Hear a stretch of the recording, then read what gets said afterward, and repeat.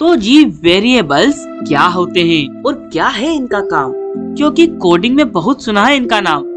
Variables तो हमारे maths में भी एग्जिस्ट करते हैं। तो जी कहीं ये वेरिएबल्स वही तो नहीं है? यह वही वेरिएबल्स हैं जो मैथ्स में करते हैं सबका दिमाग खराब, लेकिन अब नहीं करेंगे आपका दिमाग खराब, क्योंकि आज मैं इन्हें समझा के करने वाला हूँ इनका काम तमाम।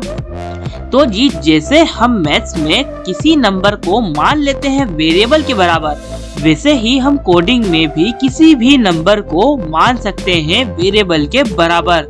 लेकिन यहाँ पर हम किसी स्ट्रिंग को भी वेरिएबल के बराबर मान सकते हैं। अगर नहीं पता कि स्ट्रिंग क्या होता है तो इतना जान लो कि कोडिंग में किसी भी वर्ड या फिर किसी सेंटेंस को आप स्ट्रिंग बोल सकते हो। तो जब निकालते हैं वेरिएबल्स की बाल की खाल और जानते हैं कि कैसे चला आ रहा है इसका खानदान। सबसे पहले तो बात आती है कि हम वेरिएबल्स को डिफाइन ही क्यों करते हैं।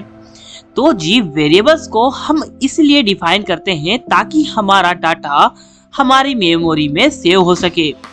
अगर हम वेरिएबल का यूज नहीं करेंगे तो हम हमारे किसी भी डाटा को ना तो सेव कर पाएंगे और ना ही उसका दोबारा यूज कर पाएंगे।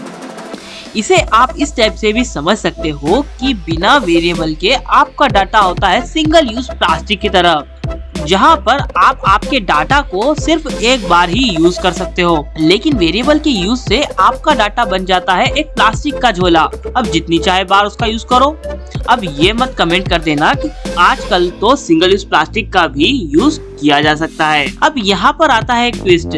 सिंगल यूज प्लास्टिक होती है सस्ती और कोई आपको इसे फ्री में भी दे सकता है, लेकिन झोला होता है महंगा जो कि नहीं होता है सस्ता, और इसे फ्री में लेने की तो सोचना भी मत। ठीक उसी टाइप से वेरिएबल भी होता है नखरे वाला और ये भी फ्री में हमारा काम ना करता। जैसा कि मैंने कहा था, वेरिएबल में आपकी वैल्यू होती है स्टोर, और वेरिएबल को वैल्यू स्टोर करने के लिए लगता है स्टोर रूम। अब इसके लिए हम स्टोर रूम कहाँ से लाएं? हमारे यहाँ तो घर में ही स्टोर रूम नहीं है और यहाँ पर बात हो रही है वेरिएबल के लिए स्टोर रूम लाने की। इसकी टेंशन छोड़ दो अपने सीपीयू पर, क्योंकि सीपीयू के पास स्टोर रूम की दुकान जो देगा इसे मेमोरी में स्थान और हमारा कोड करेगा कमाल, और ये हमारी मेमोरी में भी लेता है बहुत ही कम स्थान। तो स्टोरेज का टेंशन मत लेना संभाल। अब चलते हैं अपने कंप्यूटर स्क्रीन पर और जानते हैं कि कैसे होगा ये काम। तो जी दूसरी प्रोग्रामिंग लैंग्वेजेस में हमें वेरिएबल बनाने के लिए लगाना पड़ता है कोई कीवर्ड, और हम ठहरे इंजीनियर्स एक नंबर के आलसी, तो हमने बना डाली पाइथन। ज्यादा ना निकालो बाल की खाल और शुरू हो जाओ बिना लिए किसी कीवर्ड का नाम। तो जी यहाँ पर हमें लिखना होगा सीधे किसी वेरिएबल का नाम, और फिर हम लगाएंगे यहाँ पर बराबर का निशान, और फिर लिखेंगे हम कोई नंबर या फिर नाम।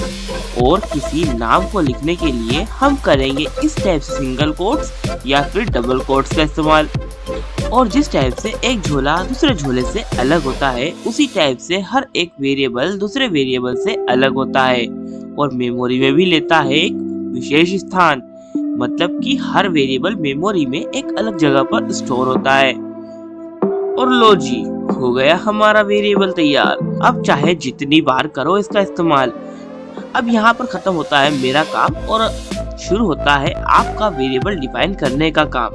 अब बनाओ धड़ाधड़ वेरिएबल्स और लगा दो वेरिएबल्स की दुकान, और करके देखो उन्हें यूज, यानी कि करो उन्हें प्रिंट, और बनाओ एक अच्छा सा प्रोग्राम। और मैं मिलता हूँ आपको किसी और वीडियो में लेके किसी और टॉपिक का नाम।